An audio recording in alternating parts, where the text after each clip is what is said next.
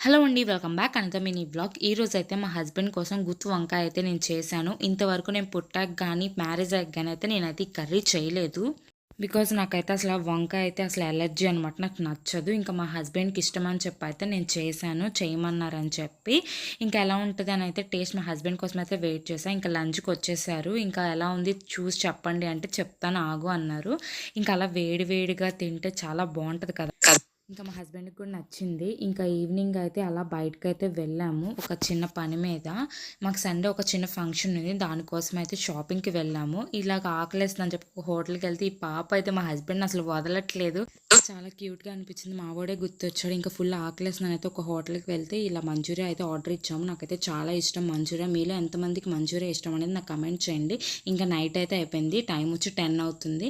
ఇంకా మా వాడు కూడా లేడుగా ఇంకా నిదానంగా అలా వెళ్తున్నాము. చాలా రోజులు అయిపోయింది. అంతే అండి ఈ video. Bye bye. Do subscribe.